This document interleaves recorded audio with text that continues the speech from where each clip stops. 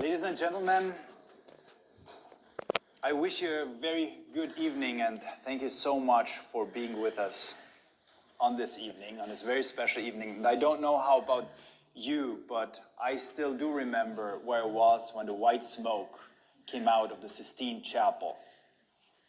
We're just stepping through the security scanners. My wife told me, even though it was just the second day, and I thought, not worth it really to go in the square, but she said, no, we have to go there. We're just stepping through the scanners, and everybody started running, and everybody was screaming, white smoke, and we ended up somewhere in the center of St. Peter's Square, and to witness this historic moment. My name is Andreas Tonhauser. I'm the EWTN Vatican Bureau Chief, and it's my honor and my pleasure to host you tonight and to guide you a little bit through this evening. Now, remembering when Pope Leo XIV stepped out on the balcony, it was truly a historic moment. And it's also what I told to our staff here in Rome. EWTN has around 40 employees here, and we had 50 more colleagues from around the world joining us, because for 4 weeks we had 4 studios in the square and in Via Constellazione running to report on these historic moments for an audience in 460 million TV households. It wasn't always easy, and it was a lot of long days and a lot of long nights. But what I tried to share also with our team is that surely those are moments that we'll talk about in years to come, that we'll share with our children and maybe even our children's children. And to make that task easier and to remember it well, one of my esteemed colleagues wrote a whole book about it, and wrote a whole book about Pope Leo XIV. So it's my honor and my pleasure also to welcome Dr. Matthew Bunson, and I hope you will help me welcoming him here tonight. Thank you.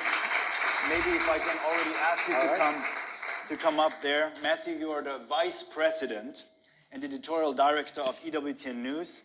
You're an American author of more than 50 books, probably I should say 60 or 70, but you're also a historian, a professor, and a theologian. You're a senior fellow at St. Paul Center for Biblical Theology, and you're on the faculty at Catholic International University.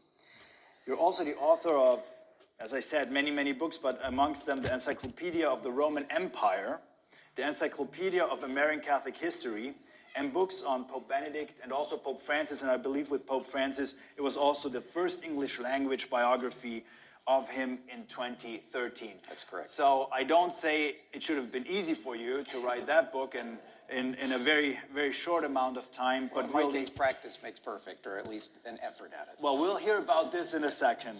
And you will read us now a passage from your book. It's already available in the US in print and electronic form. Here in Europe, still in electronic form, but we're expecting the shipment of the first printed books any day now, really.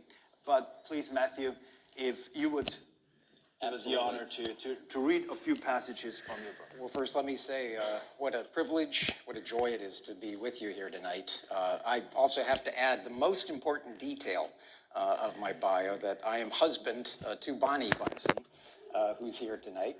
Everyone who knows her in this room knows why I'm married to Bonnie Bunson, and the mystery remains why she's married to me. I mentioned my wife especially because we were on the set, Monsignor Roger Landry and I, along with Monsignor Alvarado, in our coverage for EWTN, when suddenly the white smoke came billowing out of the chimney of the Sistine Chapel. And there was a frenzy, of course, and I texted Bonnie, who was in the Borgo Pio, and all I texted was, "Habemos papam." And she immediately started running toward the St. Peter's Square to come to our offices on the Via della Conciliazione. And what struck me as I was actually thinking about it was that she was texting, so many people are running to the square. And I thought to myself, and I think we even commented on it at some point when seeing her on the air, that this is one of the great traditions and customs among the Romans, that when the fumata is suddenly appearing, the fumata bianca is there, everyone goes running to the square. And sometimes even if it's black, they still go running to the square. But it was a reminder, too, of the importance of continuity and the fact that after the Sede Vacante, we have a pope. And of course, within a very short amount of time, we were rather amazed to discover Robert Francis Prevost, a US-born cardinal, had been elected. And I know that the cardinals themselves were even more surprised when he took the name Leo XIV. So it was with that in mind that we started working on this project. We recognized that a lot needed to be done. We can talk a lot more about the genesis of the book. I mention all of this because I think the choice of his name is really very significant, and the fact that he's an Augustinian. So what I wanted to read, just a brief portion of the book as we begin to unpack the things that he has said so far and the direction, I think, where we may be headed as a church. So the pontificate power struggle, rather, it is mining the rich trade St. Gregory the Prize for the church. And Leo XIV, life of the Augustinians, embarked on an absolutely stunning, especially this is a big thing in the U.S. This is a big thing in the U.S., yes. But a white on their hands, are truly everything he says, and how deeply imbued Augustine is in just his whole manner and way of speaking, of the fact that there is this quest for God, but the closer you come to God, the more you are impelled to love of neighbor. So love of God drives us to love of neighbor. And I think it was as he began to experience the depths of Augustinian thought that this vocation, not just to the priesthood, but to the Augustinians themselves, impelled him to live that, to remain Easter Sunday in 2025. And so the surprise first that he had passed, but then the sudden recognition that we had entered into, as the title goes, the sede vacante, the vacancy. From our standpoint, as a broadcast team, as a news division, but also very personally for me, it was as we might be chosen by the Cardinals to succeed in. What were they looking to pose? But it also tells us that, again, the Cardinals were focused very much, especially focused on the humanitarian disaster that is left somewhat incomplete. Synods in October 23 and 24, right next door at the first American Pope. No?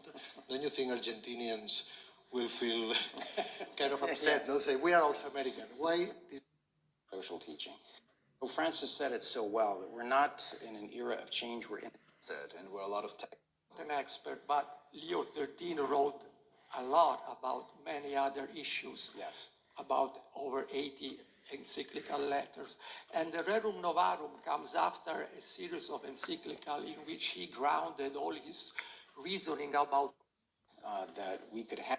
That the first is, in terms of the message of the book, we call it a portrait. But in this era of, for about 30 years, because he was in the Redemptorist, it's also going to be one.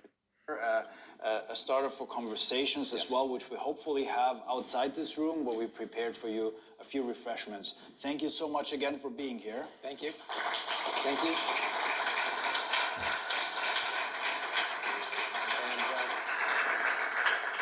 I would also be very remiss if I didn't extend my heartfelt thanks to the Campo Santo Teutonico for hosting us, but also to you, Andrea.